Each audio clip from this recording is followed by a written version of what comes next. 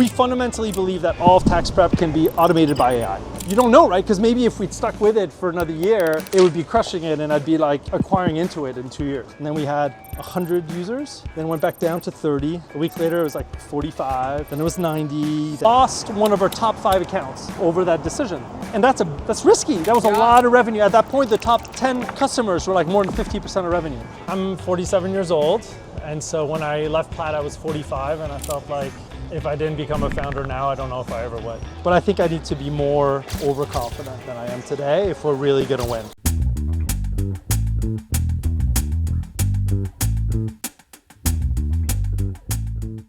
Hi everyone. Today I'm talking to Jean-Denis Greze, CEO and co-founder of Town, an AI on-ramp platform, and you're going to hear more about what that means. He was a former CTO of Plaid, and Jean-Denis and I talk about so many different things. His decision to be a founder after a very successful C-suite career, the pivot from tax accounting software to an AI assistant or an AI on-ramp.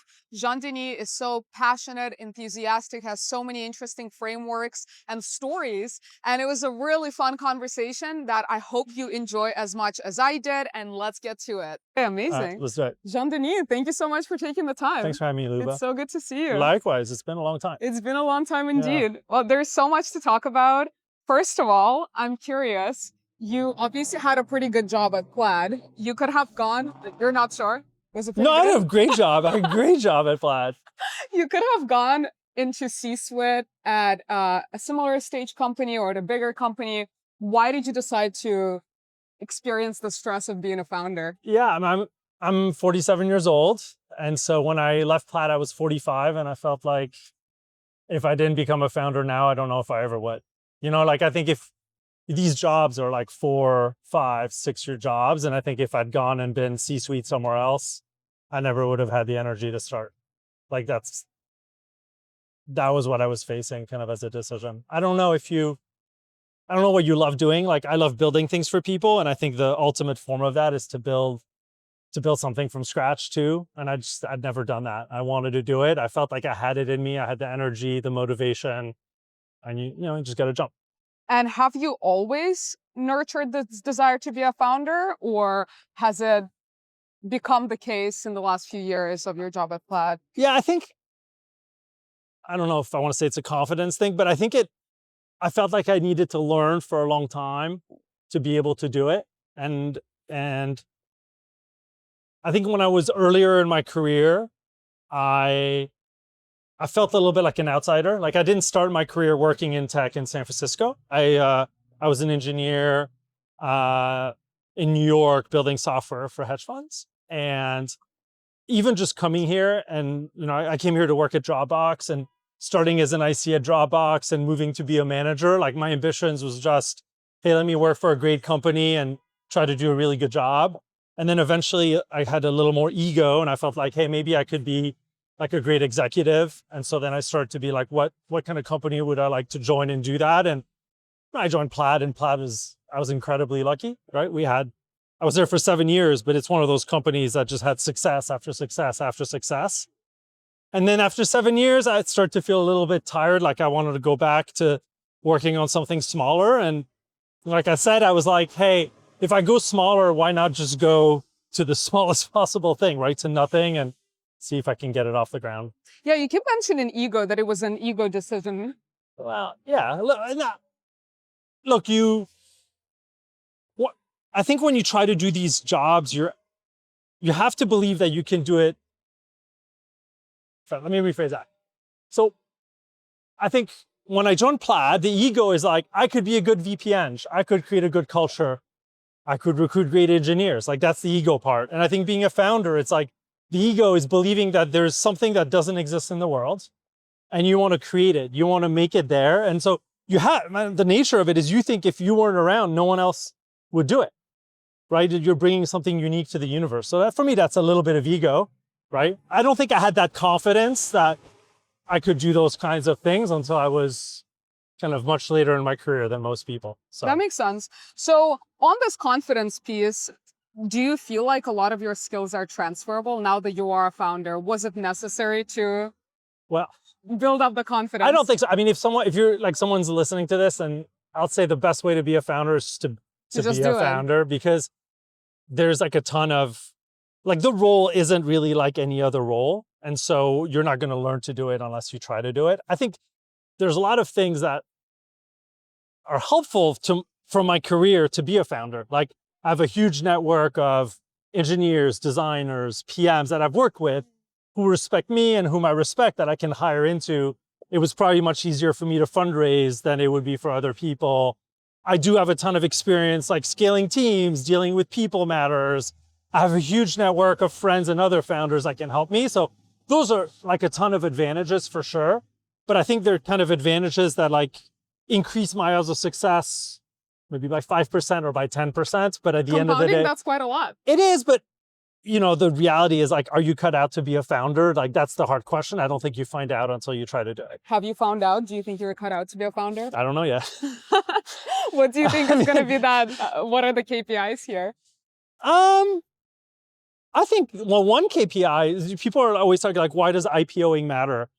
Like, I think if a business IPOs, it means it lives on beyond any of the founders, right? Because it's not owned, well, it's owned by shareholders and a board whose responsibility is to find someone to run the company. And so, it's like you've kind of pushed this ship and it can go on its own. So that's like one measure of success. I think the one that resonates more with me is how many people are using what we've built and are willing to pay for it, right? And if you have like 10 people use something and pay for it, I don't think you could say you're a very successful founder, right? I think if you have 1 billion people use something that you've built and are getting value from it, you can say, I'm very, very successful. And there's some number between 10 people and 1 billion that I think I will find fulfilling. I don't know what that number is right now. Okay, right? So the ambition is not necessarily 1 billion people, somewhere between a few hundred million. Well, we all like to daydream, and before we go to sleep, we like to have positive thoughts.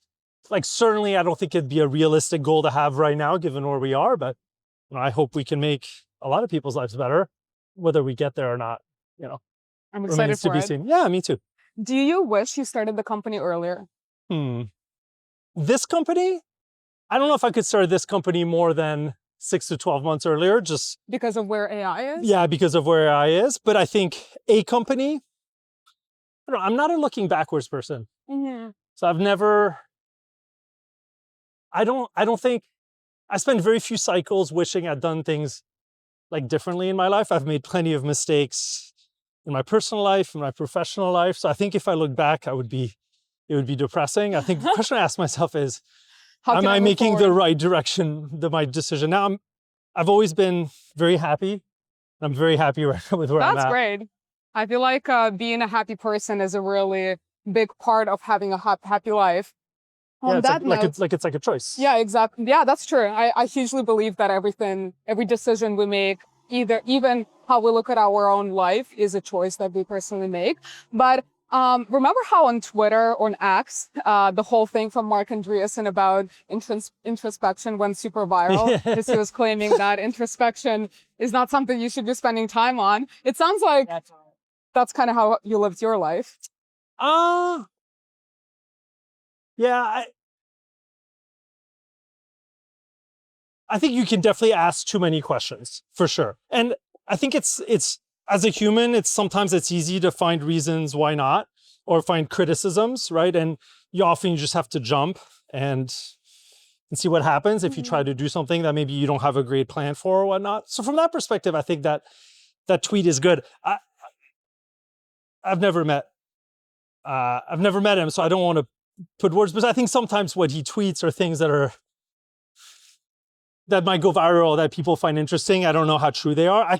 That was actually from a podcast. Okay, from a podcast. Whole spiel about it on a podcast. So like early in my career, like until I was in my early 30s, I basically did whatever was easy and in front of me. Mm-hmm. And I'm reasonably intelligent, and so I had reasonable success. But I think in my early 30s, I started asking myself a little more like deliberately, like, what do I want to do with myself? What skills do I want to develop? What hasn't worked for me before? And I think that took some introspection. Mm-hmm. And I think I've made better decisions better decisions since. But I don't self-critique, it's always forward-looking. Like I'm never like, oh, I should have done something differently before. It's more like, can I learn something that might make me more effective tomorrow? What triggered you to ask yourself those questions when you were in your 30s? Well, I'd started a career as a lawyer. So you have a JD from Harvard, right? That's right. So I was an engineer, and then that didn't quite go the way I wanted it to. And then I basically burnt out as an engineer in grad school. And I was like, hey, I need to do something different. How many years were you an engineer at that point? 4. Okay. 4 years. Okay. Yeah, so not a ton. And so after grad school, I was like, hey, I don't want to do this. And I was like, let me do something the opposite. And the opposite, I think, of engineering sometimes is it's kind of law. Very structured. Yeah, and exactly. Law is all like gray zone, like there's no right, no wrong. You're just arguing on both sides of an issue. That's like an unfair characterization of law, but just go with it. And so then I studied as a lawyer, and then I worked as a lawyer, and I hated it. Like literally, I hated it. Like there's few things in my life that I've not liked. And so, I felt like effectively this one moment, I was like, well, I didn't like my first career, and now I'm not liking my second career. Like, what is it about myself that I enjoy? And that's when I figured out actually what I liked about being an engineer is not the programming or the coding. It's talking to customers and building things that solve some problem for them. And that eventually brought me back to becoming an engineer, because it's such a like pure version of that. Because if you're writing software, like there's nothing between you and solving the problem, right? It's literally you just write the code and then you can put it in front of somebody and see if it works for them. But I just felt like I'd wasted a little bit of my time, and I needed to be a little more deliberate about it. That makes a lot of sense. And it worked out. And it worked out. Mostly. Still, to be fair, I feel like it worked out pretty well, yeah? My life is halfway through. Yeah. As I said, I'm always happy in the moment. So obviously, Silicon Valley, especially now, glorifies the 18-year-old, now I guess high school dropout who goes to YC and starts a company. What do you feel like you have as an advantage to that 18-year-old? This is something that you mentioned to me when we were talking about the topic. Well, I think what I said is, one advantage that I don't have is the ability to work really long hours. Or I think another advantage is I know more about what's not possible, which is, I think, a big disadvantage when you're trying to found something. It's actually kind of good if you don't know what is or isn't possible. Naive. Yeah, because otherwise, again, you can close off roads just in your head because you think you know things. When you're younger, you often don't know that much, and so you might explore things that may seem impossible to everyone else, but actually lead to something wonderful. So, yeah, my advantage is, as I said, it's like could I work 90 hours a week? Sure, but then I would have like a divorce and my kids would hate me and, all those things. And I don't want those. I love my wife. I love my kids. I want to spend time with them. And, most 18-year-old founders don't have those things that, they can't walk away from in their life. So, but my advantage is hopefully, and I don't know if these advantages make up for it, but, I can maybe make some slightly better decisions on things that are true and tried. Right? So thinking from first principles, I'm not going to be maybe better at, but, how to handle a hiring process, or like how to talk to enterprise customers, or what's the right architecture so that you get privacy and security rights so you don't have a big incident. Like, I've done this stuff for enough decades that I probably am going to have the right priors to make the right decisions along the way. And I think that intuition that's like earned through a lot of work has got some value. It might not be valuable for certain types of product, but certainly for like town where privacy, security, or like a really key part of the platform, like I think it's an advantage.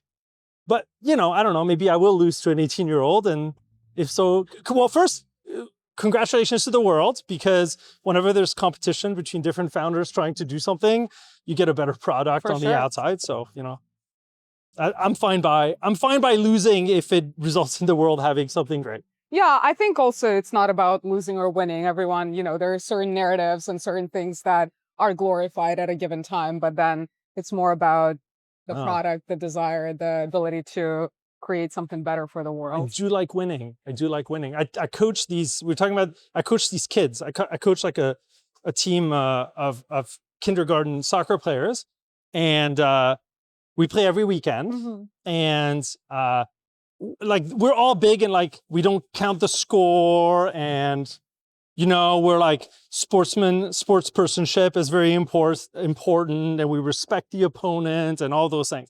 I can tell you, if we win the game, I don't have to count the scores. The kids, they count the scores, they know, and they have more fun if they're winning.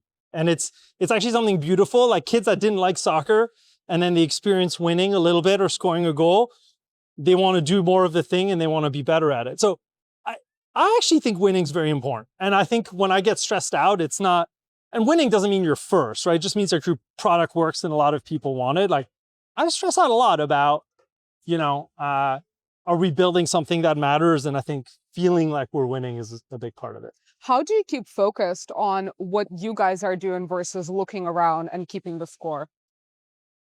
Well, the only score that matters at our stage, like early, is like, are enough customers willing to use and pay for what we built that we can get to the next, the next launch, maybe the next fundraise, adding a 0 to the number of paying customers. Like that's the only thing that matters. I think when you look around and there's a competitor and you have reason to believe they are growing faster than you are, then I think for a little brief moment of time, it's important to understand what's happening.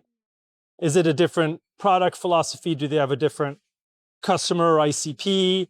Do they, they're just outmaneuvering you? And I think in those moments, it's not about copying the product. It's understanding like what's different about you and them. And sometimes you could be okay with someone moving faster because you think they're making decisions that for the long term won't be right. Or maybe you realize they have a different customer, right, than the one you're going after. And so it's okay that your paths are diverging. But so I think I don't pay attention to like our competitors on a day-to-day basis or a week-to-week basis, but like maybe once a month, I like to see like, hey, are they going in different directions? Are they going slower, faster? Like what's happening in the market? What's happening in the market. But day-to-day, week-to-week, you can't worry about it, right? Like you believe your truths about the universe. You build, you put it in front of customers, you see if the truths that you've tried to put in the universe resonate with the user. If it does, great. You like think about which things are working. You do more of those, less of the things that aren't. Like it's kind of that continuous process. And the customer is going to tell you much more what's important to them than you're going to learn from a competitor. For sure. Because I talk about lots of things about our startup. And I'll say what's going well, but there's the secrets about why we're successful. Like I don't broadcast those. You can't find those out from our blog posts. We're not going to talk about them on the podcast. We're not going to talk about it on the podcast because I think I don't think information generally matters that much, but I think there are things we've discovered that are more likely than not to make us successful that I don't think our competitors put as very important for them. And that's no reason to give that away. Let me quickly tell you something. As a founder, I was obsessed with moving fast. But now with AI, everyone's moving really fast, so it's no longer a differentiator. Instead, you gotta ask yourself, can my customers trust me with their data? And most likely, because you're moving super fast, you've created a bunch of trust and compliance gaps. This is why I'm really excited to be partnering with Vanta. Vanta automates all the painful parts of compliance. They've got over 35 frameworks like SOC 2, ISO 27001, and HIPAA, and they also continuously monitor everything in the background as your models, customers, and infrastructure evolve. This is why over 16,000 fast-growing companies like Ramp, Cursor, Harvey all trusted. Trust is becoming the thing that defines the next wave of startups. Go to vanta.com/Luba for $1,000 off. It's vanta.com/LUBA. Totally, and we're going to spend some time talking about the product, how you guys decided to pivot, so on and so forth. I'm curious though, what are the things you had to unlearn from your time being a CTO at Plaid and from your just more corporate career? Unlearn. That implies I learned something. That's a good question. I think from everything you've said, it sounded like you learned quite a bit. Yeah, I don't unlearn. I mean, look, when you're running a 500-person team, like your skill set is aligning people and you know what I mean? It's like, it's like, that stuff is totally irrelevant at our scale. Like it matters not at all. So I think part of it is, it's not unlearning, it's maybe just amnesia. Just like forget all of the things that made me successful as an exec. Probably. So one of the differences being a founder versus like an exec is the stress. The stress is like on a different, it's like in a different scale that you wouldn't understand. Like I wake up, at 4 a.m. and I'm next to my wife and I just look, she's sleeping, thank God. I just look at my ceiling and there's some worry that I have that I'm just like, I just keep worrying about it and worrying about it. And like, why is it that I'm worried in a way that I never would have been an exec? Exec, I had plenty of stressful things happening to the business, but it was very rare for me to like wake up and just, like be like, I can't sleep, what's happening? So the delta is, if you're an exec and there's a big, hard decision to be made, you can just go talk to your CEO. You can be like, oh, it's a really hard decision. I'm 51-49, but here's what I think we should do.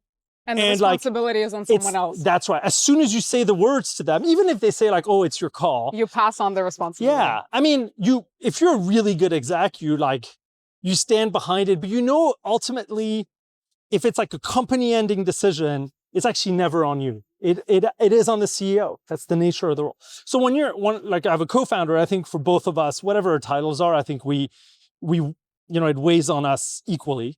There's really nothing about the company we can't change if we want to. Mm-hmm. And that's what you realize, like there's nothing you can't change.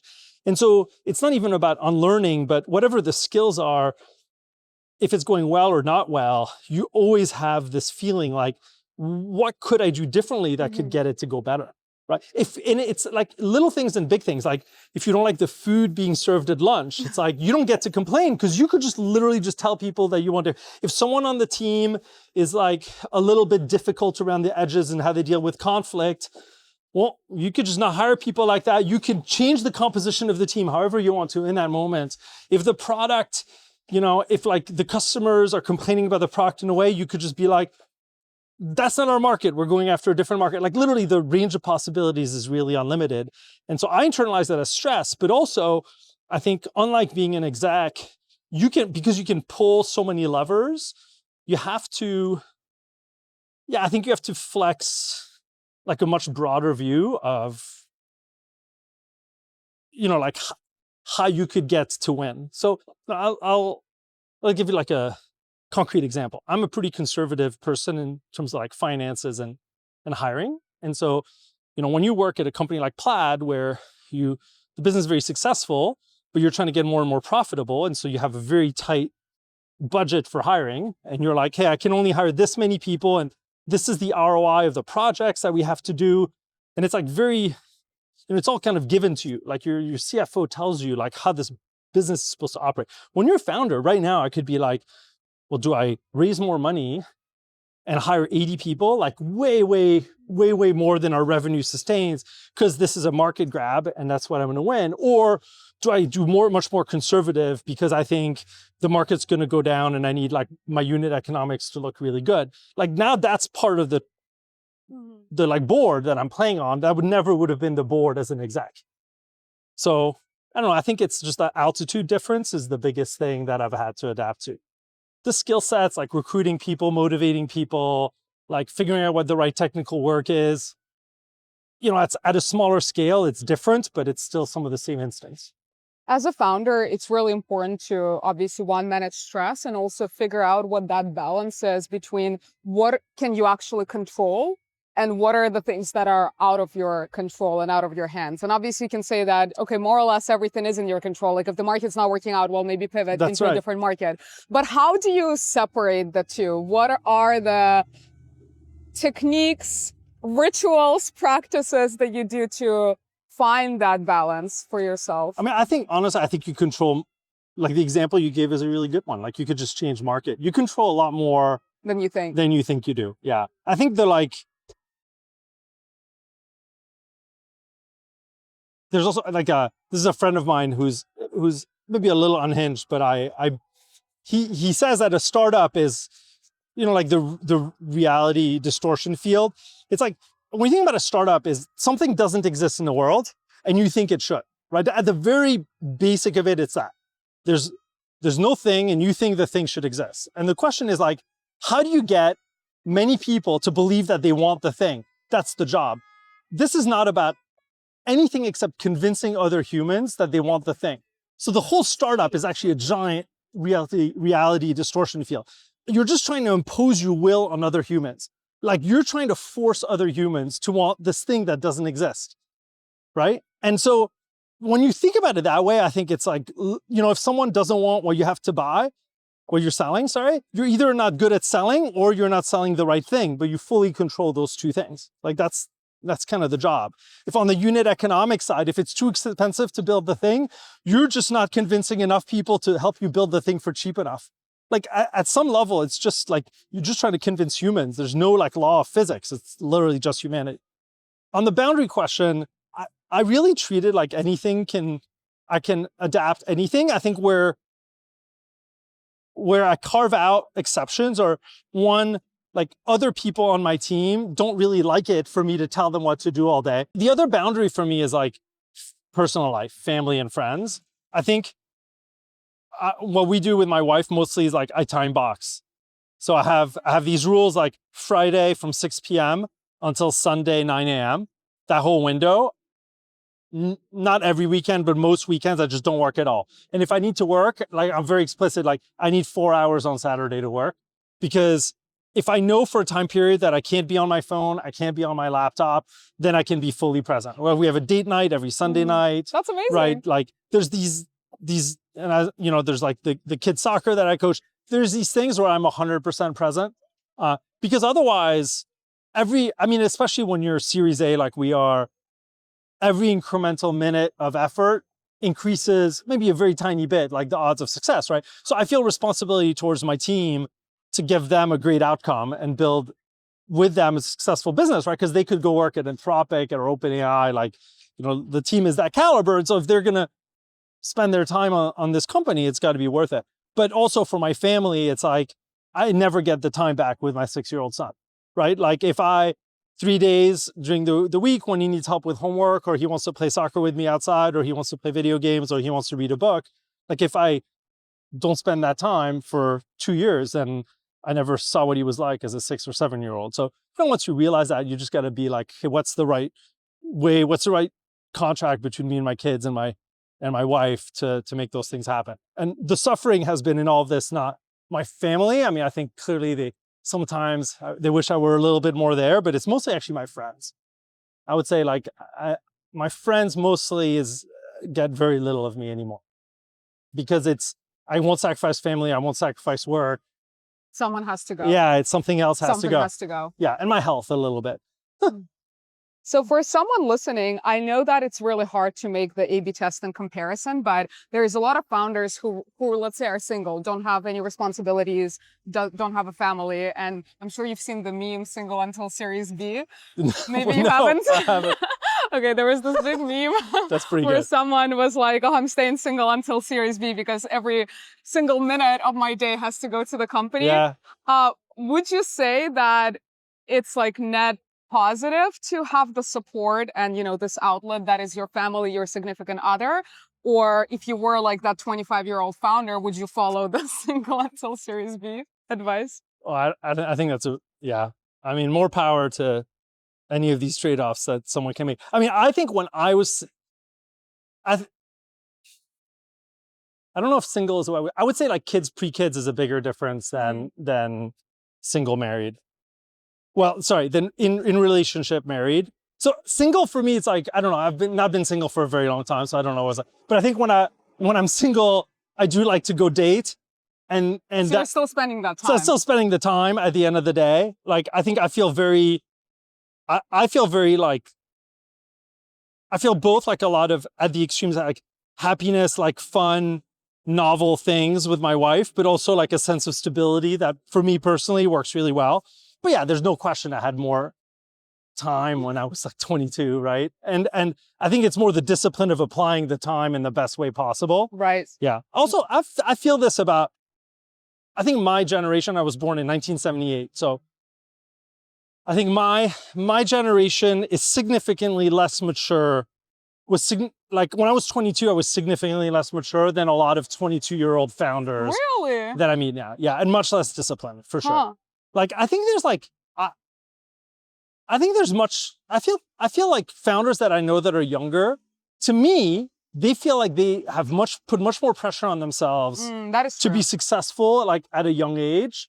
And because we have a lot more examples of people who yeah, are successful exactly. at a young age. And you also, they know so much more about like what a startup is supposed to look like. And when I graduated college, it was totally foreign that you could become a founder. Like, you know, like Bill Gates, which would have been the example of my generation.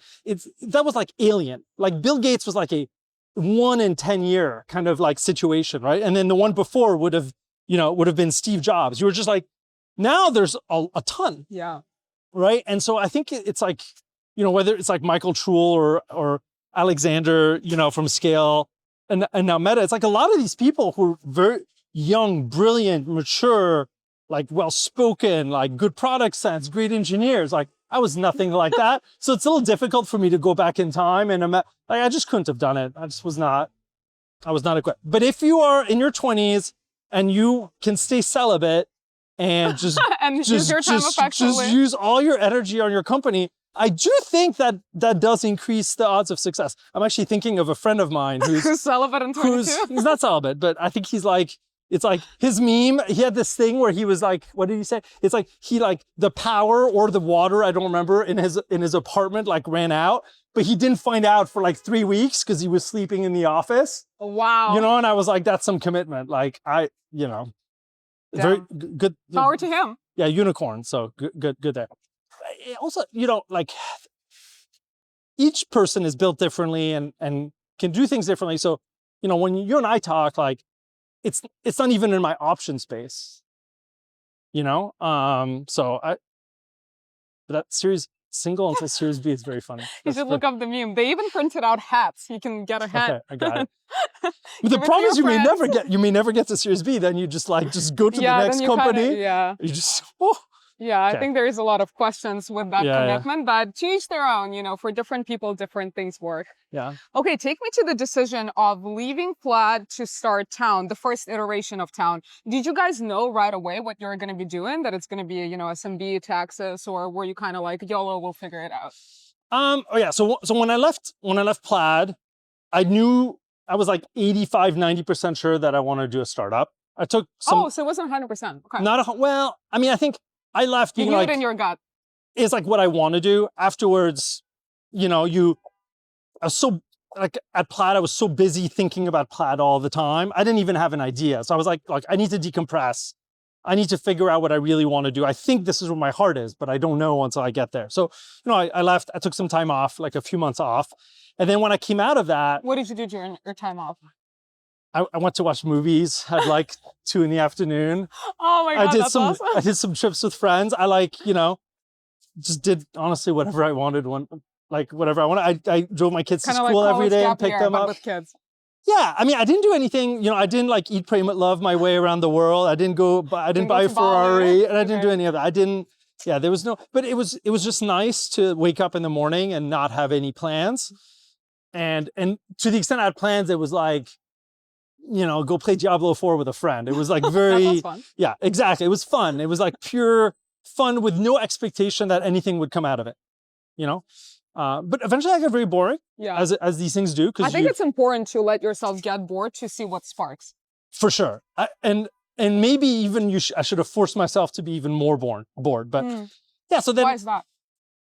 I think the 0 to 1 journey, the like finding the product to work on is like it's not a fun exercise. You want to be the batteries, you need to have so much energy and you really need to think that there's nothing else you want to do in the moment. That was my least favorite part of the startup. It's really hard to commit to a problem. The 0 to 1, that's right. And not talk yourself out of why it's not a good idea. Yeah, and you know, it's like silly. You read all these books about blah, blah, blah, and how you talk to potential customers. Yeah, it's just like, it's just really hard. And it's not science. Because if it was science, you'd be good at everybody would do it. Everybody would do it, right? It's art. And like all art, you know, it gets pulled out of you very painfully, and sometimes it's garbage.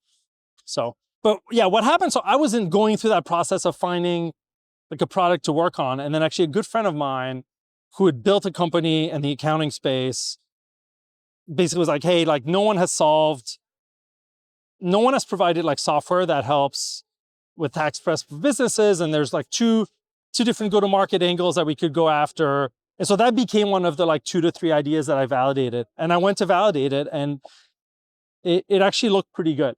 And were you validating them with your now co-founder already, or did you guys agree to work together later? So the ordering was like, it was like this good friend that I knew was like, we should look at the space. And I was like, well, I'm still early. I want to go a little broader. He's like, that's fine. And so I started validating the idea. Then I got more and more excited about it. And then I was like, well, to do this, I think we need different skill sets than the two of us have. And so my current co-founder, Tony, who'd been a good friend, he was also starting to think about his next thing. So we all spent a little bit of time like looking at the idea, and we were like, this is a very concrete problem, which is helping to prepare taxes with AI, but for businesses, right? It was very concrete. There's definitely a pain point. Like it checked a lot of the boxes. Like if you use like first rounds, like PMF method, all those things. And so we worked on it for a year, and it mostly worked in the sense that the technology worked, that we got, after 12 months, like pretty high up in the 6 digits of revenue. And we had customers that like what we built, but it just didn't feel like it was going to be a huge breakout company. And the way I would put it, and what does it mean it didn't feel? Tell me more about either the feeling or how were you guys evaluating? Yeah, selling it was too difficult. And so tax is like an annual business, meaning you only choose to change who's going to prepare your taxes as a business once a year. And so when you're in once a year business, it's hard to like 10x year over year. I mean, it's even hard to 3x year over year, because your sales cycle is in this short window. And even if your users love you and they tell everyone they know, like, this is the right tax prep solution, no one's going to change their decision until a year later. And we kind of knew that there was always this structural issue. And we looked at a bunch of ways that we could alleviate it. And we just didn't find any that my co-founder and I ended up being really, really optimistic could work. And so what we've done actually, when we started the company, like Tony and I said, hey, a year in, we're going to go, and it's maybe a little complicated, but there were 3 founders initially, and then 1 person left after 2 months just because he was burnt out. So there was 2 of us, Tony and I, we decided, like when the 3rd co-founder left, we were like, hey, like we have great partners for tax. It's looking really good early on, but 1 year in, let's put a week in the calendar and let's evaluate how well this thing is going. And when we did that, it's like, the way I would describe it is, it was going, but it wasn't going to be a rocket ship. Out of firehouse. Yeah. And we were surrounded by other peers who were also starting companies roughly at the same time that we had. And we saw how they were doing. I think I've angel invested for a long time, and I've seen what happens when you have like something that's going okay. And it's just like, you think just you're a few chess moves from making it great, but sometimes you're just like, there's nothing you can do with that chess position. It's just, you're not in the right part of the board. You know, it's not just the right place to be. And so we looked at it and we were like, you know what, we should totally shut it down. But what do you think? Do you think there is also an internal difference between founders who are like, I'm just going to go balls to the wall on this specific problem? A couple of examples come to mind, like Dylan with Figma or Notion. They were building for a long time. Things didn't work right away, but then they made it work. What is the difference between that type of situation and what you guys were experiencing? Maybe it was... Well, you don't know, right? Because maybe if we'd stuck with it for another year, it would be crushing it and I'd be like acquiring into it in 2 years. Like you don't know. I think for us, it's hard to predict the future. And after the fact, when you look at Figma, you can say like, well, it is logical that no one had built software for product designers. And it is logical that no one thought about design as an exercise that's purely about collaboration. And so the tool should have collaboration, like it's very hard. And you like follow those 2 trends. And if you believe in them and they truly believe in them for like a decade, you get, this huge outcome. I think for us, the things that you had to believe about the world that would change weren't going to play as much to our advantage. So for example, I'll give you like a clear example. Like we fundamentally believe that all of tax prep can be automated by AI. It's true. Like that was true when we started. We realized how much more true it was after we'd done it for 12 months. So the technology hypothesis was like very real. But the problem is like, you need the technology hypothesis to also enable like a go-to-market hypothesis. And we just didn't have that. And the kind of, with Figma, it's collaborative, so it's going to have network effects. And also like Adobe is not paying attention to product designers because product design is a tiny percentage of all of design, right? With Photoshop, they're looking at brand designers. It's a totally different market. Like, I think you have these like trend lines about more and more product is being built that help the business. I think the trend lines for us were more like more automation equals like fewer tax preparers, right? And so you had to believe that AI could allow you to capture the market faster than the market would shrink. And we realized we didn't have in our heads at that point a good hypothesis we believed about how we could hyper grow the business. And it doesn't mean that some other founder wouldn't have it. Like, I think maybe if we'd done a roll up, it would have worked. Like, there were other shapes that could have gone around that problem. We just didn't, we stopped getting excited about that problem and the shape of the solutions. And the thing about a startup is, I said before, like, it's just the world doesn't have a thing. You gotta be delusional. And you're trying to force them to want this thing. If you stop believing that you can make the thing happen, it's dead on arrival. You can't do it anymore. And I think in that week, we kind of convinced ourselves that it just wasn't, the shape of the opportunity wasn't one that we had clarity on how to solve, and we weren't that excited about it. And, the option space for us is we still had like $12 million in the bank at a burn of like 4. So we had actually not unlimited, but quite a lot of runway. And what we knew is that if we committed to another year of tax, it would be very hard to uncommit, right? Because you're telling these businesses and your partners like, hey, we will do tax. You can't stop 3 months in or 6 months in. That's rude. That's like unethical, right? So we were like, if we're going to do it, we have to do it right now at the end of tax season. And yeah, that's what we did. We we pivoted away from a business that was working because we didn't think we could make it great, just to get back to zero. Take me to that realization and to that moment. What did that week feel like? The worst. Yeah, top 3 worst weeks of my life. Like, I mean, because you realize it, so then you're like, okay, great. Like, selfishly, I just don't think this business can work. But what about my 7 engineers? What about the 5 people on the tax team that I've hired? What about the partners? What about our customers? What about admitting to the world and your friends and people who respect you or whatever that you failed? Because that's what had happened. We had failed. And in that moment, you're like, you feel like a failure.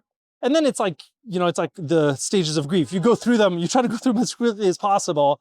And then you come to a more positive place, which is like, well, actually, like, none of my engineers would want to work on this if I don't believe it. They may leave and go somewhere else, but that's better for their life. Like, I'm actually, if I no longer believe in it, I'm not being, like, honest. I'm not worth the respect. Exactly. I'm not being honest. So, you go through the realizations and then you're like, well, the tax team, there's no tax team if we're not doing tax. So then you're like, okay, well, what if I spend a month helping them find jobs? What if I give them extra long severance because of the work that they've done? Like, what if I let them early exercise into if they believe, and if not, like, try to make it give them the money back from the equity exercise. Like, what can you do to make the situation for everyone be as above board as possible? Of course, at the end of the day, everyone spent 3 months, 6 months, 12 months working on something that didn't pan out, but they knew that in a little bit because they decided to join a startup. So, you're like, are we doing right by the people? Yes. We're doing as right as we can without being bad for shareholder value long-term. You realize that, finally, who gives a shit what other people think of you? You know what I mean? Like, it's like, okay, fine, I failed at a startup. No big deal. Like, I did great things before. I will do great things again. It's just life. You don't take risks. You don't get anywhere. And so, it took 1 week to make the decision, probably like another week and a half for us emotionally to get to a place where we're like, let's go. And then as soon as you're, let's go, let's do it fast. Let's go. Do it well, treat people with respect, be open and direct about it and move on. And, people malign investors a lot. I'll tell you, like, most of the investors were like, thank you, I get it. We put money in you. How can we support you? Like, how can we help you make the move? That's good. And then, I'm lucky that that's kind of the response that we had. And then we did it, and it was sucky for me and for one other person on the team. There was one person on the team, she was incredible, like, just help us wind down every part of the business and all that. So we were in this little bubble of like trying to wind down this company. But, everyone else, the weekend after we made the decision to announce it, they came in and they were just like, they're building product, trying to get to PMF, like trying to figure out what was next. A few people decided not to stay on the tech team, which is totally fine. But, it was awesome to see people turn the corner, and there you go. So it sounded like for some people, it was an unexpected decision that you guys decided to turn around. Yeah, it depends how much you read the tea leaves, I would say. Because the thing about it is, I think there was a business to be built. We would have worked at it for like 5 or 6 years, and it would have been an okay outcome. Yeah. And I think I had, obviously, because I was doing more of the go-to-market side, like I understood the business side. Not everybody on the team does. Or so they're like, well, what are you talking about? Like the rate of automation that we're doing of AI prep returns is going up. We can do more and more of the tax return automatically. Like it's working. And so I think not everyone kind of stepped back, like saw that. But honestly, once we talked about it and explained it, 90% of the team was like, okay, let's move forward. I think what was really hard for the team actually was the 0 to 1 motion afterwards. And we got lucky because we got to product market fit for a new product very quickly. Was that team already with you when you were going from 0 to 1 with the tax products? They were not. Okay. No, we did 0 to 1.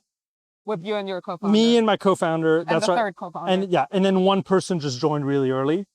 But I think for most of the rest of the team joined once we knew what we were doing and we were just building it. Is this okay? Or is this okay?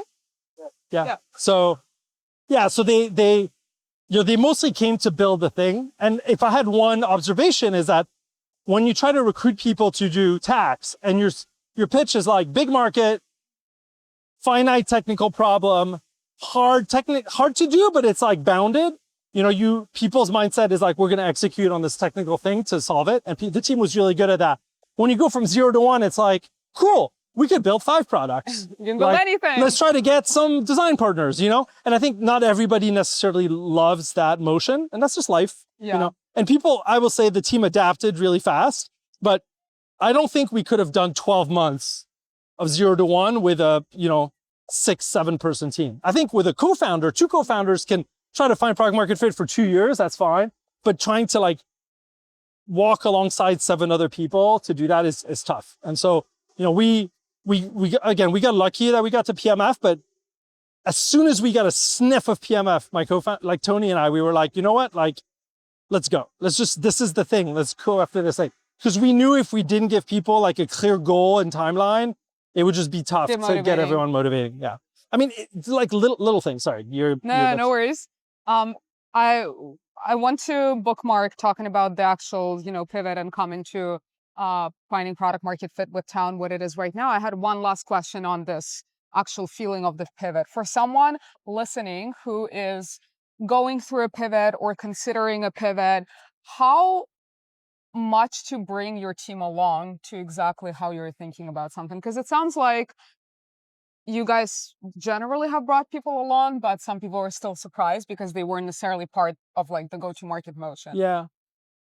I think it depends on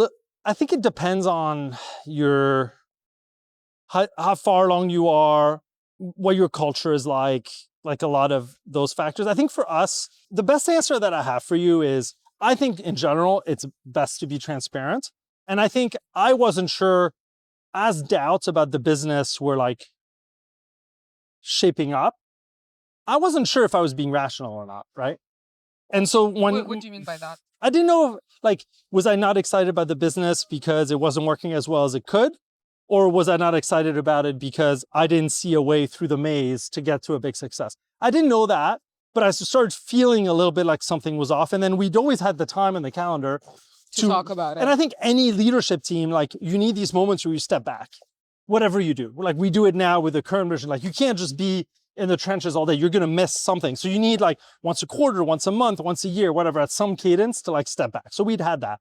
So when Tony and I went and started to do the walks to do this and we got to conviction, once we kind of felt like it was the right move, honestly, our reaction was we need to tell the team ASAP. But it took us another week to get to a place where we were like, okay, let's go, let's make the change. As soon as we did that, we brought everyone along literally the next Monday, right? And even we hadn't done tax season, meaning when we told everyone, including the tax team, we were like, look, we want you to stick around and because our clients depend on us, we're going to finish the tax season. Like it's in another 2 weeks, right? And this is like, because we felt like it would have been very dishonest if for even a 2 to 3 week period, we hadn't told the team. Yeah, you like know, Yeah. but no one else knows. Yeah, it's just, then, I mean, you're not showing up. And I think every day that happens, then when you do announce the pivot, people are like, well, since when have you known? Yeah. Like, what the fuck is going on? So I think that scenario had that nature. I think if it's a more of like constant, it's working, it's not working, what's going on, I think there you're better off, to be honest, because your team can help get out of the issues. They're creative, right? You hire startups, you hire people who are creative and smart and who like to solve problems. And so I think if you're clear about the problems and the risks, they may come up with better solutions than you might, right? And I think to that extent on the team, we had been like open about like, oh, this deal's taking longer or this isn't quite working out. I think what they maybe didn't see, and even I didn't fully see until looking at all the data, was like the shape of the business overall. Makes sense. Okay, now take me to the actual pivots. Sorry, you. No, like pivots are tough and it's science, right? So, the funny thing is you don't know. Maybe we should have pivoted 6 months earlier. Maybe we shouldn't have done. You just don't know, right? Don't know. And you can only live one version of life. So, you do your best. Wise words. Okay, take me to the actual pivot. So you're like, okay, we're pivoting. We can explore whatever we want, or like within the 5 spaces. How does it go, and how do you guys land on an AI assistant? Yeah, so, well, I wouldn't call it an AI assistant, but we could get to that. Okay, we'll get to that. No, it's good. We where should we go? Go back. Okay, so when we started, we were like, listen, like, it was just at the time in the mid-fall of last year when it was right before Opus 4.5 came out. So it was this time where like AI was starting to seem like it was going to jump, and we'd heard rumors about how good the next Opus version was going to be and how much more like agentic approaches as opposed to like kind of more workflow approaches are going to work. So we told the team, like, let's spend a few weeks and just play with the tech, and let's just build a bunch of random prototypes. And then number 2, let's ask ourselves if we've built any technology in the last 12 months that would be applicable to other people that are building in this space. And so we did that, and out of that, there's a few more concrete ideas that came about. Like one of them was, it was a kind of a graph database and a vector database together that you could sell kind of as an appliance to like a bank or an investment bank that would like basically automatically allow anyone to build agents on top that would find the right information. And it was meant to be like, you just connect all your disk drives and everything, and it just magically gives agentic search that's much more effective over your own data. So it's kind of like a Glean, like a headless, wiki. like a headless Glean maybe, but with specific application to that space. Another thing that we built, we started playing around like agents around spreadsheets. So like not novel ideas, but people were getting excited about just like pushing the technology and seeing where it would go. And that was one motion that was just like, hey, let's build some better intuition about where the tech is. Because I do think great ideas, usually there's like a go-to-market element and a tech element. And I think we'd been so deep in taxes that we'd forgotten kind of that part of the motion. So we built like 3 or 4 of these products, and then we went to get design partners. And actually one of the design partners was in a hedge fund space, and they wanted to use the library concept, but what they wanted it to do is they wanted to hook it up to incoming emails. And we like didn't build that, but it kind of stayed with me in my head. And then one weekend I tried to build it, and I was like, it was weird. It was like, and Tony and I were like, it's kind of hard to build an agent over email. And we were like, maybe this also could be like a direction that we should pursue for a little bit. So that was like more the like bottom up idea that we were going. And then the second thing I was doing is I was talking to a bunch of different verticals that we thought could apply some of our technology, and trying to find out if like the tax technology. No, the underlying tech that power tax. So for example, like we talked to a bunch of companies, and we're like, oh, AI gateways are going to be a thing, and all the governance around AI gateways needs to be much better. So we're having those 2 types of conversation. Hey, thank you so much for watching the show. If you're enjoying it, please share it with a friend and subscribe to the show. This is exactly what helps me grow it, and I'm so grateful to be able to do this. Let's get back to the episode. How much of your conversation was driven by what problems you see in a variety of spaces versus what type of customer you want to work with? The reason why I asked that is because in my research on a few in a few interviews that you've done, you very passionately talked about loving working with SMBs and that you wouldn't want to work in like a B2B SaaS space. So the dream was to find a bottom-up, broadly applicable horizontal product for a variety of reasons. That's what Dropbox had been. And it's super fun to build those products. I mean, you like Airbnb, like it's just super fun and motivating to build on something that lots of people can use. And one of the things about tax is like empathy for SMBs was really, really high. But in this period, honestly, we were shooting in a bunch of different directions. Because we're trying to understand a bunch of different markets where it was more enterprise, like B2B top to bottom, right? And then we were also looking at like more horizontal applications of technology for engineers. And then we were just playing with little things on the side for ourselves. We're going like pretty wide. And my job was to like honestly go talk to a bunch of different customer groups and see if there was a prototype somewhere worth building. So it was pretty disorganized motion. I think as we were coming out of it in December, so after doing it for 2 months, I think was it just you and your co-founder doing it, or people on the team? Everyone on the team, yeah, everyone on the team for sure. Like one of the product for like hedge funds, it was literally like after we found a couple of design partners, it was just like 2 engineers working with them to like see if we could make it better. So the team kind of gotten broken down into sub-teams. Because 7 people. Yeah. You can't do it with 7. Makes sense. You have to have like 2 to 3 pods. I think it's the only way. And you know, when we were talking to our VCs about it, like they were like, well, maybe you should just strip down to just a few folks. Yeah. And I was like, look, I was like, I totally get it. But like, if we can find something with this group of people, like the team is so good, we just got to keep it together. Were you worried at all that the team might not be the right team for the eventual product? Nah, maybe. I think, you know, you're talking about advantages later. Like all of everyone on the team was basically both one person on go-to-market and all of the engineers and the designer. Everyone's like staff. And I mean that I don't have like a weird hierarchy. It's just, these are people who've seen ups and downs. These are people who are good at dealing with a variety of problems. We only have one person on the team that I would say cares about going really, really deep technically. Everyone else is a little bit more of a product engineer mindset. So honestly, it was not a concern. Yeah, so okay, it sounds super disorganized, and it was. And that's why you should never ask me about how to get to product market fit. Because what actually happened is, so my co-founder and I started playing with this idea of like LLMs for email. And in late December, we built a prototype. We're literally just like when email came in, you could have an agent do something with it. And then we built 3 or 4 core experiences around that worked well around meetings, around filtering your email and into drafting replies.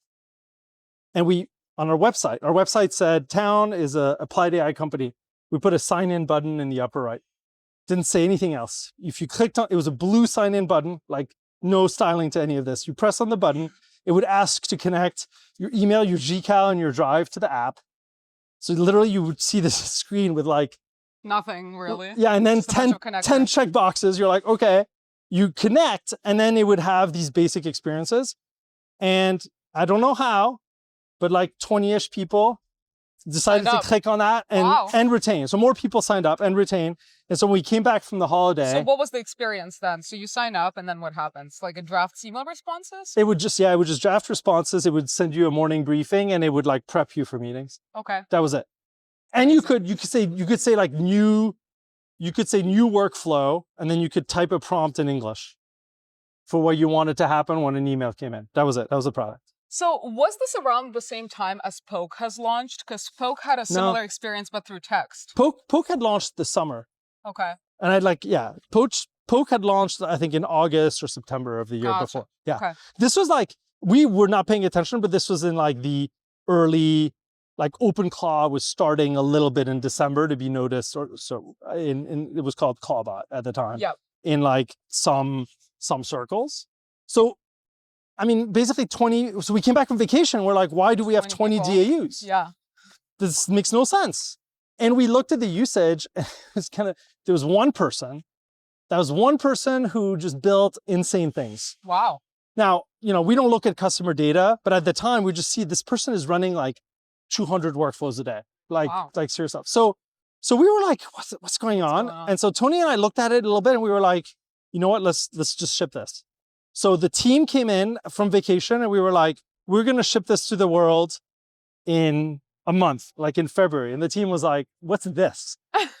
We're like the side project that Tony and I have been working on. Wow. And it used some of the insights from other things, but it was that. And so the team, God bless their heart, they came in and they were like, okay, fine. And they took garbage that had 20 DAUs and they built it into something that worked. And then we launched, by which I mean I tweeted, sorry, Elon. I'm old, Elon, I can't adapt. So we posted it on X, and then we had 100 users, then went back down to 30. Then it was, a week later, it was like 45. Then it was 90. Then, you know what I mean? It just kept, and it's just every day, it's kept going up 1 or 2%. That's it. That's literally it. Now, we've learned things since then about why it's working, right? It's like people like to know what's coming in their day. People like to be prepared for meetings. There's lots of jobs like recruiters or sales where emails are so similar that AI is actually really good at drafting it. We've built this cool system to like write in your voice. We built this system that helps us understand like the social network of who you work with and what you work on.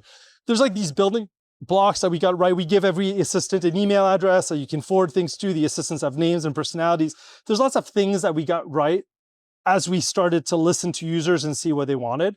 But the initial thing, it was just like, honestly, it was just like email plus AI. That's it. And lots of people have had that idea, right? Yeah. And we're still not out of the woods, but it keeps on growing and resonating with people. So I signed up for Town, and my townie's name is Jovan or Jovan. Okay. Fox. Okay. And Fox is good. I also have a fox. It tends to like animals. Yeah. Yes. But there's a couple of things that stood out to me, and this is my hypothesis for maybe why it worked. One, right away, it has all this background info on you as soon as you connect. Mm-hmm. Two, it just does things without you doing much. You don't really have to prompt it to do things. Like you open up your email, it already drafted stuff. You just need to check off what you need help with. Because one of my first questions was, you could set up a briefing skill on Claude Cowork, or you could do, all these things with a prompt. But what I'm trying to say is that most people don't really want to bother with finding some prompt and running this job and configuring it and like having it learn because you have to tell it to learn. Is that what you think it is? Welcome to the marketing team. Yeah, that's it. Like everything you've said, people look at me, I'm wearing sweatpants, right? Like people are lazy.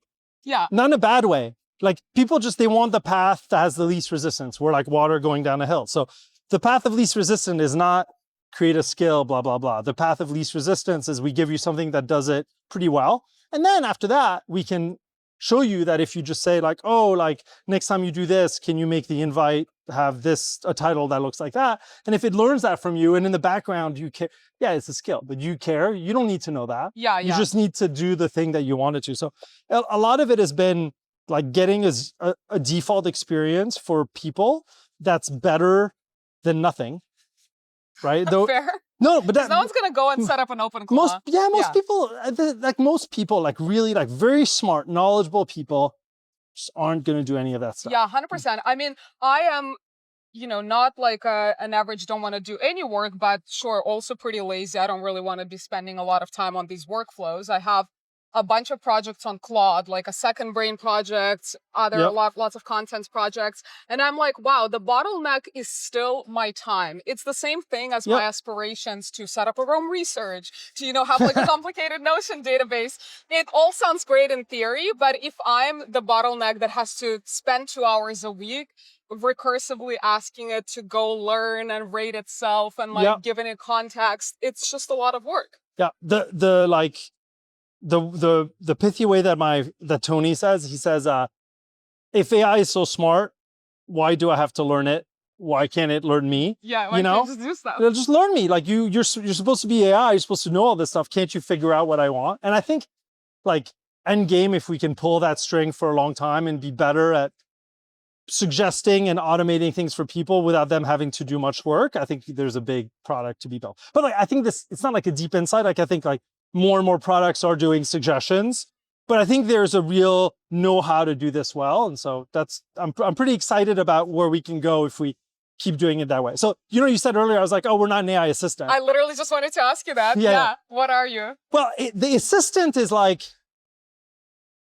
it's like the assistant is how you use and do things, but the product is getting it to do things without you having to learn anything.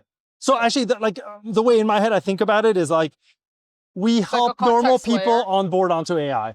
Like our job is to onboard someone onto getting leverage out of AI. That's it. It's like we're an onboarding product, but it's onboarding for your whole life. So it's almost like you're on an on-ramp. You know how in crypto there are on-ramps? Yes, it's an on-ramp. Yes. Yes. Okay, maybe I should be doing your No, marketing. well, I definitely shouldn't be doing marketing. Yeah. I mean, just, and I think, look, I think it's like, I think what I'm excited about, this is like the VCs talking, it's like, I think actually as the models get better, if we build the right structure around how we suggest things, we can do more and more helpful things for folks, right? And I think that's— Like what? Well, you can, you start by like organizing a meeting and then, helping someone go into a meeting well prepped, looking at the action items that come out and reminding them to do it. But maybe some of the action items, you just start doing them until the right step. And you're like, hey, I was going to do this 4 things. Is that okay with you? And they're like, yes. And then you imagine like maybe for a real estate agent, what you start doing is, as opposed to organizing a meeting, you're more like, I'm going to in the morning surf for any new properties in your markets that match your current clients. I know who your current clients are because they've sent you emails telling you what they're looking for, and you have a recording of the onboarding call that you did with them. So I'll just do a first pass at the market every day, and then you just tell me the properties that you think would match. And then what I'll do is I'll send the email to them with the properties. And then if they say they're interested, I'll find a 4-hour block for them to visit the property. But also, do you want me to add a property that's slightly worse and one that's slightly more expensive than the one you're showing, so that they have like comparison points? So being super proactive. Yeah, and I think that's like, as I say it here, it's like crazy. Like that's not, no real estate agent is getting AI to do that. Not even the most like AI-pilled, open claw real estate agent. But I think we're like 12 months from that with like on our product out of the box. And I think we can do that for every vertical of job out there. Like, so that's like the way I think the tech can go. And I think if it's done well, you're never playing with a skill. You're not doing triggers. It's like none of that. That's in the background what's happening, but it's not as a human how you experience the technology. So obviously there is a ton of different use cases. You just mentioned some. Yes. How did you guys pick which use case and which customer to focus on initially? Now we do everyone. You do everyone. Okay. Yeah. So I think, what are the secrets? I'll give you one. Is I think people over-index on recent experience, right? So over the last 15 years, people have built vertical SaaS companies. Vertical everywhere. Vertical. Because it always made sense, right? If you're in a vertical, you could build a slightly better product for that vertical. It'd be easier to market because you have fewer people to go after. The value prop could be more specific to your users, so they would like it more. You could probably charge more because you have more like vertical specific features. So everyone's like, oh, who's your ICP? Just like, right? Oh, is it for real estate agents? Cool. You're the assistant for real estate agents. And I actually think with AI, we're going to build broadly horizontal products where AI is making it feel vertical specific for every vertical. Because at the end of the day, like, the use cases are pretty generalized. Yeah, and the tools are very similar. Yeah. It's like you need to surf the web. There's some building blocks that you need for everything. You need like a table construct. You need a way to ask questions of the user, right? You need a way to like surf the web. And you need to put these things together with like the right goal and the right framing. But I think it'll be possible to build like a horizontal product that feels highly specific verticalized. To you, yeah. And I'll give you like an interesting example for us is like parents. So it's a work product. A lot of people use it for work, but actually a lot of people use it for personal life stuff. Wow. And one of the personal use cases is parents, because parents are always like scheduling things for their kids, blah, blah. And so it's like the product, if it does scheduling really well, it's not just helpful for like a salesperson. Yeah. It's really helpful for a parent. But the parent, they want slightly different things out of it. So when you read emails for the parent, what you need to do is know the name of their kids and what grade they're in, so that when you read school newsletters, you can just pull out the things that are relevant to the kids' grades, right? And maybe the way you show the data to the user is slightly different for in the parent than in the work use case. Maybe the default sharing settings are different. You share more with your wife than you would with a coworker. So I think that's where all the nuance can be done, but I think the core functionality of the product's not that different. Yeah, so that's one of the things we believe in. It just means the way we are building the product and the data platform and how we think about suggestions. It's building blocks, but it's not very vertical at the moment. Yeah, what comes to mind with parents is, Claire Vaux's podcast, How I Build? Yes, I love, out of all the AI influencers. Yeah, she's great. She's the one, I think she's the one that doesn't oversell. I think 100%. A lot of people are like trying to get you to believe that like Claude Opus 4.8 is the best thing ever happened. I know. She's very concrete. It's great. Yeah, but the reason why I bring her up is because in my research of OpenClaw, when it was really hype and everyone was talking about it, she did a bunch of things with OpenClaw, and one of the biggest use cases for her was scheduling for her kids, I think 2 or 3 kids, and like one has a basketball game, another has something else, and like the OpenClaw would serve as this like house assistant for her and her husband. So that sounds like a very powerful use case. It is. I mean, that's like, yes. Do you use it for your family? I do use it for my family. Well, our product's still different. Like you don't have one for your family. Like my wife and I both have a townie, an assistant, nice. But they can fully share information with each other. And so you get similar effects, but basically it like, if I have to ask a question of something that I know is in my wife's calendar or inbox, I can get the answer without asking her. Or like if I need to like organize something for like the Parent Teachers Association, and I know she's super involved with that, and some of the like data is there, like it can pull from both sources. So it sounds great that it's a very horizontal product, but with a small team, you still got to focus somewhere, I assume, or focus with marketing, focus with your landing pages. Yeah. How are you figuring out where to focus or not? I mean, I think marketing and landing pages, like you can run a bunch. You can use AI to really, I think, verticalize. I mean, we have focus. So, I always say this, like the mental framework for me for most like good product work is you have like accelerators or differentiators. It's like a bucket of things that if you crush, you're ahead of the competition. So we have 2 in that bucket right now. 2 things that I think if we do world-class, gets us ahead of OpenAI, Gemini, Spark, Claude, Cowork, and so on and so forth. What are those 2 things? No. Oh, this is sorry. The thing. Okay. Yeah. Okay, sounds good. Yeah. And then there's table stakes, which is like if you don't do these things decently, then the market gets ahead of you. And then last bucket for me is like foundation, which are things that you could not do right now, but if you don't not do them for too many months in a row, then you slow down and move really slowly. So we always try to have 1 or 2 with a small team, less than 20 people now. We only have 2, we can only afford to do 2 things in the accelerator, and those things you can't miss. You can't not do those, like A+. So that's like the way it looks right now. We're also hiring. I mean, the reality is we're growing so much both on use count and revenue that we can use, I think we can use capital as a weapon against others, meaning like, we can hire people to do really high ROI work. Usually the problem with horizontal products is you get like very different feedback from different people, and it makes it really hard to prioritize. I think for us, what's interesting is different people that use the product still have fairly similar needs. And so the solutions, like if you do 10 verticals right now, it doesn't feel like we have to build 10 different features. It feels like we have to build 3 that work really well, and it can bring value to all 10 verticals.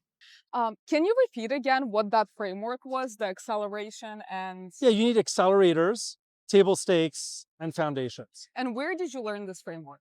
Nah, it's pretty common. I don't know. Okay, got it. Yeah, I think it's... Well, I don't even know where it originally come from, honestly, but like when I was at Plaid, I think when we did strategy with the exec, Zach, the CEO, he was very good about trying to be like, what's one thing that if you look 2 years out and we do it better than everybody, it like the competitors can't catch up if you do that thing right. And those are like the accelerated category. It's hard to figure that out. And often you think it's an accelerator, but it's just a table stake because everyone else does it. So it does mean you need to like believe something slightly different about the world. You need to have an opinion that's like not common. Yeah. So for Plaid, one early on was when Plaid is an app to connect your bank account, allows you to connect your bank account to other apps. And so when you use Plaid, the UI that you use to connect your bank account, it's owned by Plaid. It's like a Plaid widget. It has Plaid branding and all of those things.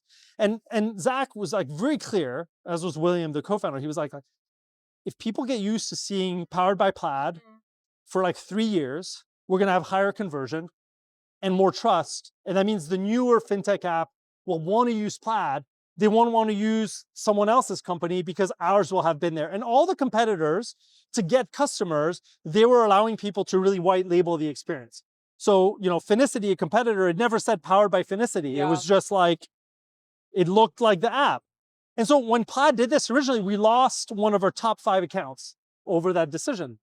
And that's risky. That was a lot of revenue. At that point, the top 10 customers were like more than 50% of revenue. So if you lose a top 5 account, you're losing. But he was like, he really believed in that. And so once you believe, and obviously it ended up having huge network effects. I mean, once we had that, we were able to make an experience where when someone comes back the second time, we're like, we recognize you. You don't need to put your full credentials to connect the bank account now. And that was a huge boost to conversion. And then that was even more of a reason for people to use us, which means more apps would use Plaid, more users would come through. We'd have higher recognition rates, higher conversion, more like that. But to do that, you have to be willing to fight this like war on branding. Opinionated. Yeah, and every startup knows if you go like white label versus like not, it's like really hard early on to win that. And his fact that he had that conviction. So anyways, to go back, that was an accelerator for the business. If we were willing to power through that narrative and get our brand to be everywhere, eventually we would win. And you have to, when your sales team like is not going to hit quota because the customers don't want the white label, you got to have a CEO who's willing to say like, that's okay. That's it. I will make up for your bonus in some other way, right? But you don't want it to become an excuse, but so you have to be careful. And I think he was excellent at doing that. And so when you're early stage startup like Series A, what I ask myself is like, the stakes are not so stark, but there's some things which I won't talk about. But I think like if we do really well, that are against what other people are trying and risky. If we don't get them, then maybe we're shit out of luck. But if we get them, I think it really puts us in a little bit of a different space in the universe. And some of these things are like obvious, like you name the assistant, it has an email address, it has a personality, it's kind of playful. Like that's counter positioning, but that's copyable. But there's other things that we're trying to do that are pretty hard for, I think, people to copy. So are you worried at all about the labs doing something similar, OpenAI, lab, whatever? I'm worried about everybody. Facebook, Google, the labs. But worried, I mean, what can I do about it? I can't go in the lab and poach their entire product engineering team. So my only thing I can do is believe that I'm building something that has a different direction. Because we're building a way for knowledge workers to get more out of AI, right? Fundamentally, there's like 1 billion plus knowledge workers in the world. Most of them use AI like search. 3 times a day, search. So the market's, I feel like it's very open. I don't think I'm going to get like 90% of the market or 80% or 50% of the market. I just think there's going to be a lot of nice, really big, juicy islands in the market that are going to be worth for us to conquer if we build an opinionated product that some people are like, I like that. I want that. I like the way that tastes. I like the way it looks. I like the way it makes me feel. I want that. Not everybody has to like it. That's fine. Just enough people that we're like a really meaningful business. And if I can build something that everyone likes, that's nice too. So when I think about the labs and when I think about like Google, it's like, I think it's kind of theirs to lose for Google. Like they had everything. They have all these people using Gmail and Calendar. And so, maybe they retain everybody and everyone that uses those products just decides to use like Gemini all the time. Or maybe there's actually an opportunity there to build something different than the Google flavored version of this product. Very true. And convince 50 to 100 million people that this alternative is really worth it. So that's like why I can't fundamentally worry about it. Like, let me try to build something unique that's valuable. And then the market will tell me just how valuable it is. For sure. One of your former colleagues slash Uh-oh. angel investors, Christina from Uh-huh. Vanta, said that back in the day, you made Team Dropbox Cash really cool. Like it was super uncool, and then you made it really cool. Well, one, what was the story there? And two, how are you making Town cool? Well, okay, so I don't think, okay, so at Dropbox, when I joined, I was like engineer 100, and I, I was not at the time the best engineer. And so, all the really good people who joined Dropbox, they were like going to work on like file storage. And I was definitely not credentialed enough to work on file. So when I got there, basically in my class of onboarding, which was like 10 engineers, they put all the new people in like a corner of the office in these empty desks. And then every day, like a couple of people would disappear because they would be poached by teams. And then eventually I was like literally the only person sitting in the like newbie area. And like at the end of my 2-week class, and I was like, I guess nobody wants me. No one wants you. Yeah. And they ended up, and I think they like literally forgot about me. It was like, but they were like, we're creating a new team. It's going to be like a growth team, and you're going to be on it. You're going to be the first engineer on it. And I was like, cool. They're like, where to put you? Yeah. And I worked with the PM who ran the team is an amazing, his name was John Adams. Okay. That's And, a cool he name. was in charge of money. So it was very good. So it was like this John, myself, Chenli, the designer, Pucky, this PM, Mindy, like Jeeps, like this group of people, we all start to work on growth. Over time, the team kept getting new people in, and we were basically like trying to get more people to pay for the product. And eventually we were trying to get more people to pay for the team product at Dropbox. And I don't remember how, but the manager of the team, this guy, Dan, decided that we would go buy tracksuits, red tracksuits, like Euro style tracksuits. Okay. And there's this guy, Dimitro, on the team who's Ukrainian, who had a natural propensity for tracksuits. And so every time someone new joined the team, we would all go to the Adidas store and we would buy a tracksuit. And I don't know how to explain, but like from the tracksuit, then we renamed the team Team Cash. And then there was an all hands presentation where I like made fun of Drew Houston and his credit card from like the original billing implementation. And I don't know, there was all these moments, and then eventually the team couldn't be Cash anymore because they had to like grow the business. So then we called the team Huge, and we had giant stuffies. I don't know, like all these things happen. And over time inside of the company, every time we presented at all hands, we would all wear our Cash suits the whole day. And then people knew that at all hands, they was going to be like, we'd beat revenue in some way, shape. Because the only time Team Cash would present is if like we'd crush some A/B tests that would give us more money. So it just became a little bit like meme-ified. Yeah. But I think the manager of that team, this guy, Dan Wheeler, I think he was the real, like, he started it, and then a bunch of us ran with it. And there's this thing like, we got these hoodies. Do you remember there's something called the Cash, the cat, like the Japanese cat, the prosperity cat? Yes, so we got these hoodies with a Cash cat on it. Nice. They were super ugly, like not in a bad way, they're just not very, but they just had the Cash cat. So there's a thing at large companies that I found is sometimes the best projects to work on are the projects that are important for the business, but that like no one serious in leadership really cares about how it's done. Because then you get to like get wins all day because it's low hanging fruit because no one wants to work on it because it's not cool. As a Dropbox, cool was like the desktop client or like file storage. Not cool was like getting people to pay for it. But in fact, the board really loved money. And so like for you to make money. Very cool for them. That's right. So you want to go on those teams because as an engineer, often it means you get more resources, you can have wins. There's no exec that has a strong opinion about taking credit cards. So there's nobody who's like, coming in there and like ruining your roadmap. But unfortunately, those things are not super cool. So you got to make them fun. So I think in that section of my career, and then I did this also a little bit at Plaid, is I love making things that are not cool feel fun and quirky and cool.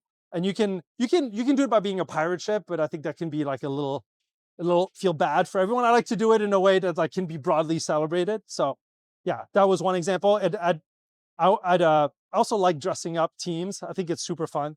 When I was at Plaid, we had a team that was building the bank integrations, which was like the blood of the company. Like if that team wasn't the best, most fun team and people didn't want to work on it, it'd be a big problem for the company.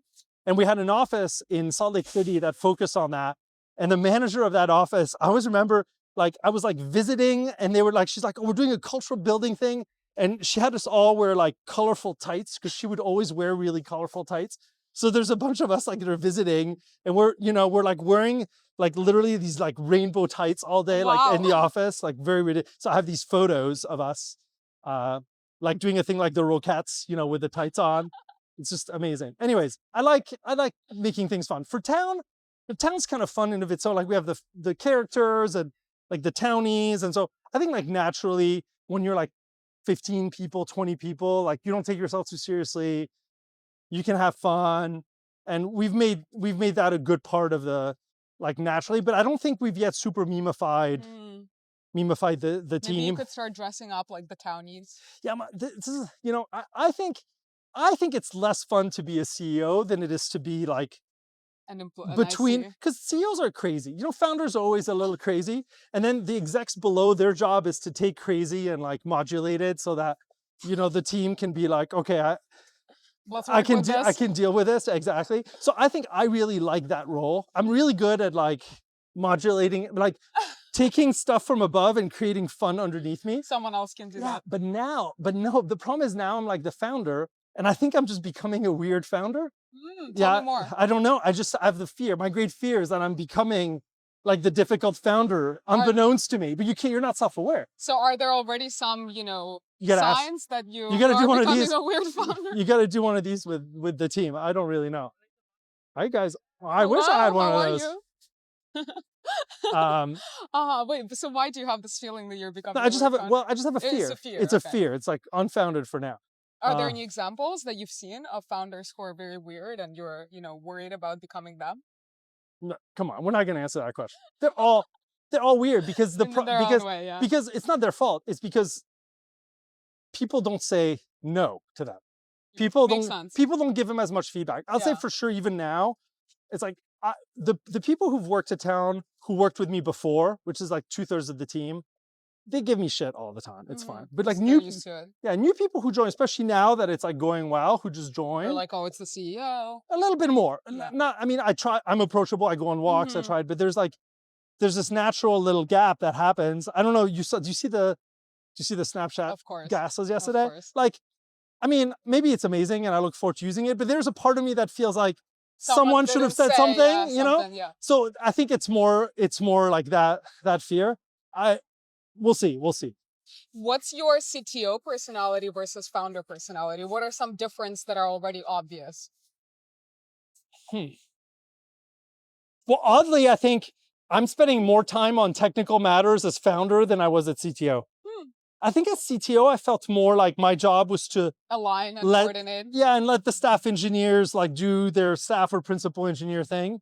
I think as CEO, I'm more like, oh, that's not the way I would do it, and I can't risk the company not having the right technical decision here. But honestly, I'm now catching myself because I just don't know that much anymore. And I have all the engineers on the team are better than I am, so I gotta listen. But I think I am more forceful, and I think I'm less aware of maybe the boundaries than I should be otherwise. Interesting. But look, we're young, so I have time to become a crazy CEO. There's time. Yeah, first we need to be more successful. I think it's only cool to become these personas, by the way. If you're very successful, yeah. Who are the CEOs that you look up to and are trying to model I don't look up to people. Okay. I think it's a bad habit. Tell me more about that. You don't know the people. Look up to your father or to your mom or look up to people to someone you know. You used to know full picture. I think looking up to anonymous people is a little bit dangerous. I'll tell you. I'll give you two answers. One of them is I love peers more than I do mentors. So I love to have deep relationship with people who are going through similar things that I am, right? So when I was at Plaid, one of my favorite people and really good friend was like this guy Tito Carriero, who was at the time he was CPTO at Segment, and so we were going through. The companies were basically growing at a very similar growth rate for a lot of our lives. So we're just comparing notes, what's going on, what's not. And it's like, emotionally, it's really nice to have someone that's in the same cohort that you are.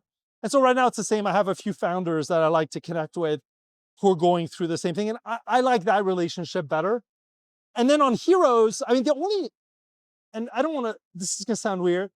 I ask myself, like, every age has like a few people who are like bigger than the age.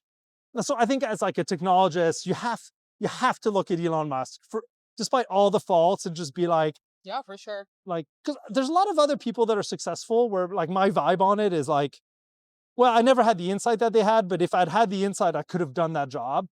And I think Elon Musk, it's like way too much of it. I was like, a different I caliber. never would have done it.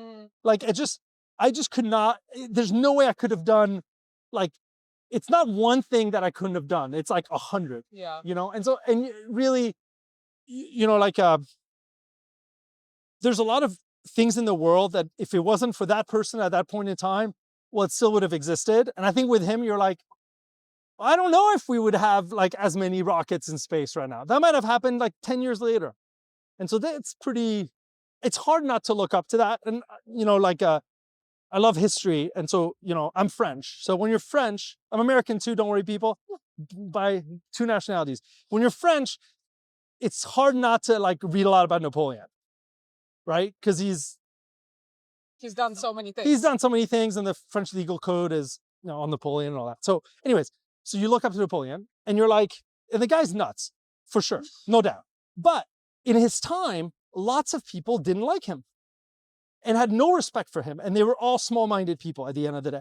But it's okay. That's like human nature. Human nature doesn't matter how good you are, how bad you are. 50%, 51% like you, 49% don't like you. It's like not much different than that. So the thing about Elon gets a lot of hate, and obviously, he asks for a lot of the hate, but I think he's like a large-shaped human in the history of the world, and it's pretty cool to witness that. There's other large-shaped people in our life right now, but yeah, I can't look up to him because I'm not him, and I think there's too many negatives and warts that I just have trouble identifying with. But it's just like the body of work is like one that you would compare not to other people living today that much, but to people living over the last couple 100 years. Like I think it's that level. There's like 10, 20 people like that, so it's 100%. Over that period. So that's pretty cool to witness. For sure. And the nice thing about the internet is we know a lot more about him than we would at other periods of time. Yeah, than about Napoleon, probably. Yeah. How did you guys pick your Series A investors? They picked us. Ben Horowitz signed up for the product, and then he was like, "Hell yes, my town is the best. I wanna." Basically, him and Alex Rampell and Justine like became power users, and then Alex texted me. Alex Rampell had been on the board at Plaid, and he just texted me, and he was like, "We'd like to work with you." And it's like I had a list of 3-4 investors that if they called, I would say, let's take this seriously, and they were definitely on the list. So it wasn't that difficult. And then the other big investor in the Series A was Forerunner and Kirsten Green, and she's been awesome, and she has like a lot of like prosumer consumer experience, which is a big part of our product. And so I felt like those were 2 really good partners to have behind us. For someone listening, you've obviously worked with a lot of investors in your career with Plaid, seen people on the board, now with Town. What's the best way to leverage I don't know. cap table? Yeah, I'm not good at asking for help.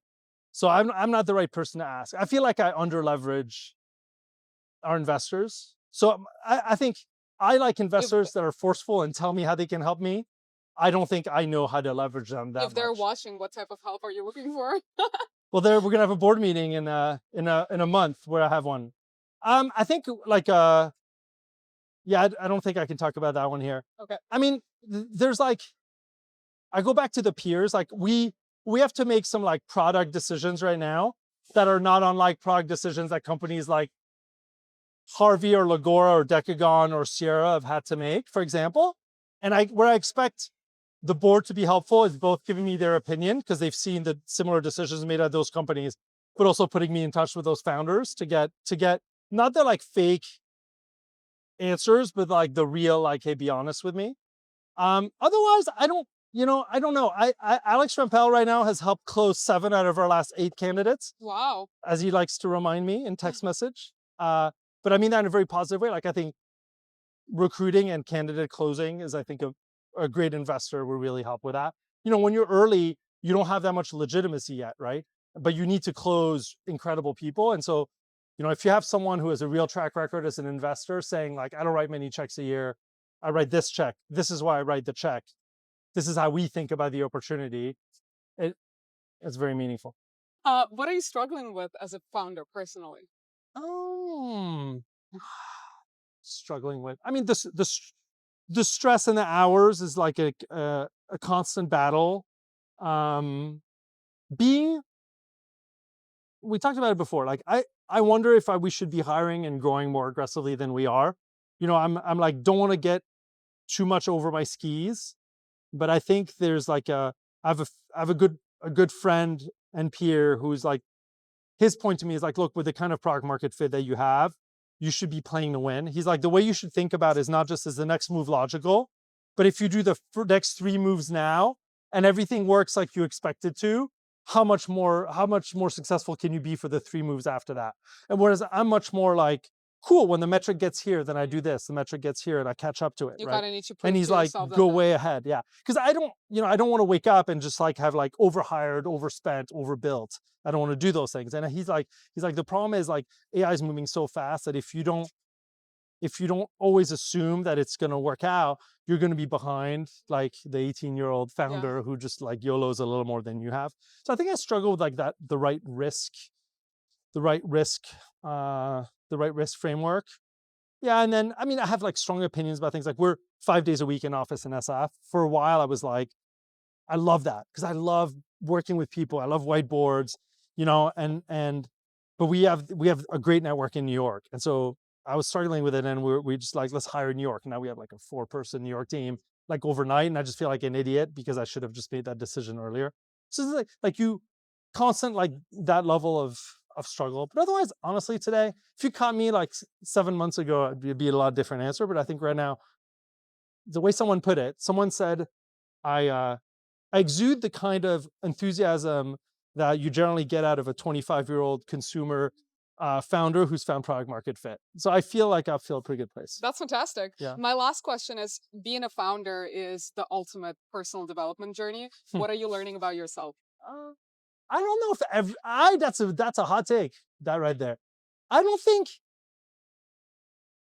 everyone would want it or would consider it the right kind of personal development. It's very selfish and it's very isolating. I'm not saying it's the right one, No, but okay, it okay. is one. It is one. Yeah. Okay. So what are you learning about yourself? What am Anything surprising? You remember, we got to go back to Mark. I don't want to introspect too much. I might find some things I don't like. That is true. No. You gotta keep moving. Yeah. What am I? Let me ponder that one for a second.